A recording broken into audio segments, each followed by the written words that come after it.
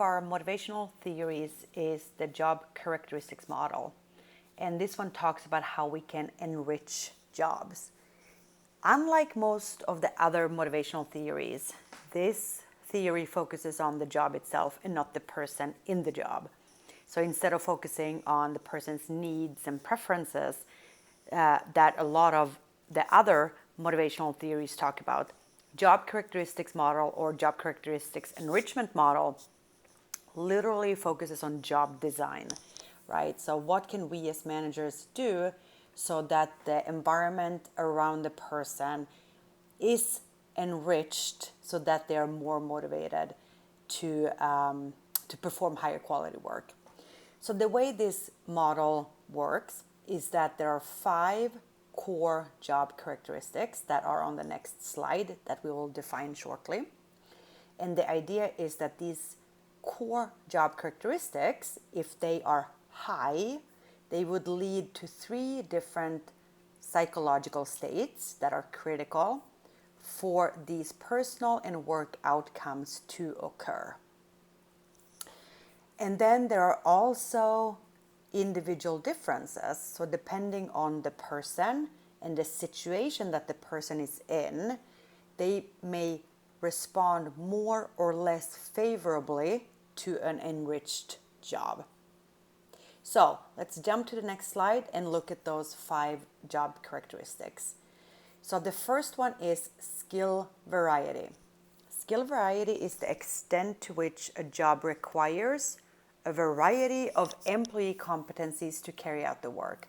So the more skills that you can draw upon, the more competencies that you can bring to the job, the happier you will be in the job. The second one is task identity, which is the extent to which a job requires the person to complete a whole and identifiable piece of work. That is, doing a task from beginning to end with a visible outcome. So if you're building cars like we used to do by hand 150 years ago, I'm not sure, right? So you would build the entire car from start to finish with the wheel and the motor and the chassis, etc. That would be a high level of task identity. You're building the entire car versus in a factory today, while you might just be hanging a wheel on a car. So all day long, you're picking up a wheel and putting it on the car. And that would be low task identity because you're just doing one small piece of the outcome. Task significance is the extent to which an employee perceives the job as having substantial impact on the lives of other people. Does the job matter? Do they have impact on other people or on the organization or on something else, right? So does the job even matter? 4 is autonomy, the extent to which the job provides empowerment and discretion for scheduling tasks and determining procedures to do the job. Do you have decision-making authority in the job? Do you have autonomy? Number 5 is job feedback, the extent to which carrying out the job-related tasks provides direct and clear information about how you're doing, about the effectiveness of your performance. So those are the 5 job characteristics, and the extent to which they exist in the job, right? The higher they are, the more likely we are to fulfill these critical psychological states.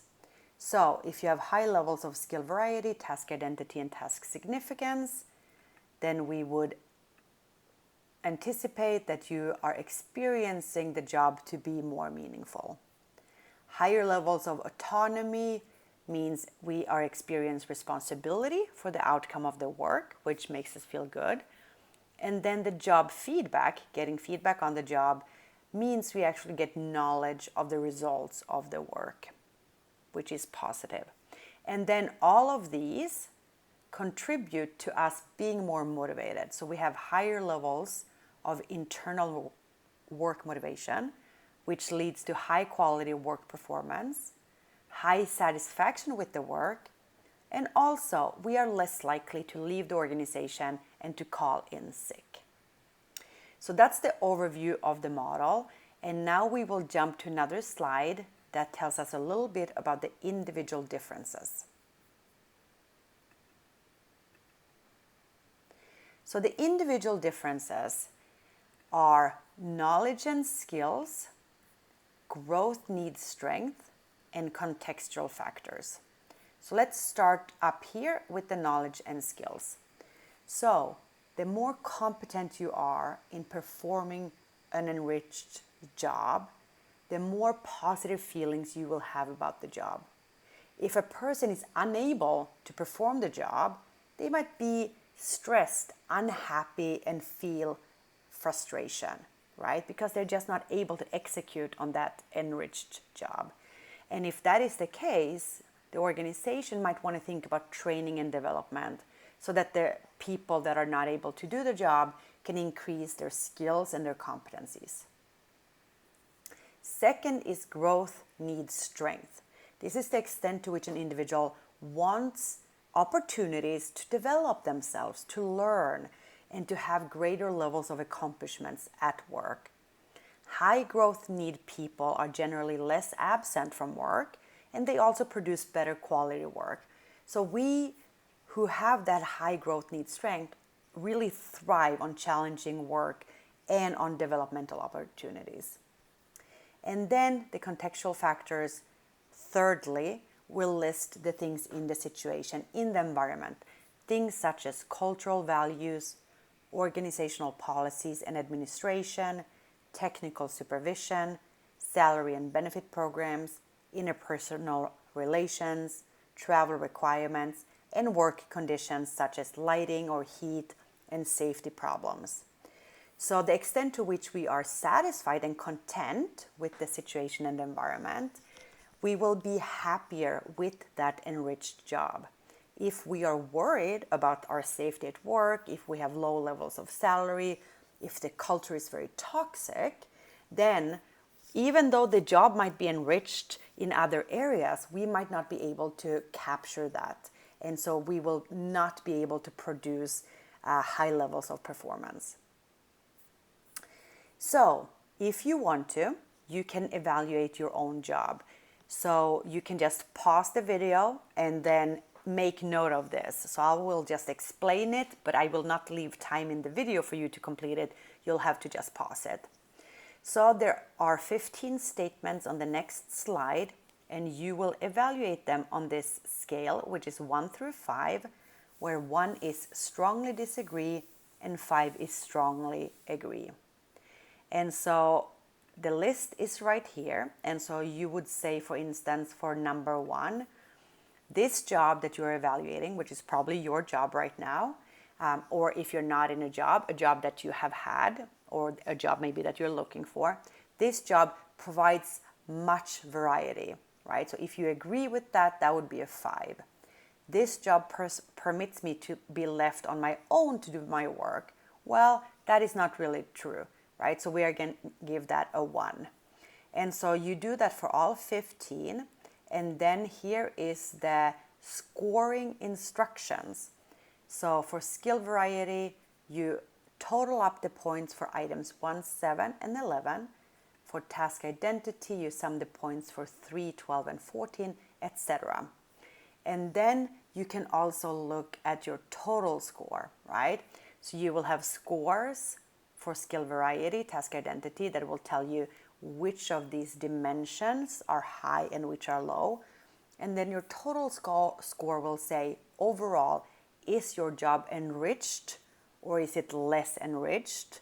And here are some score guidelines for you to look at to interpret that total score of yours.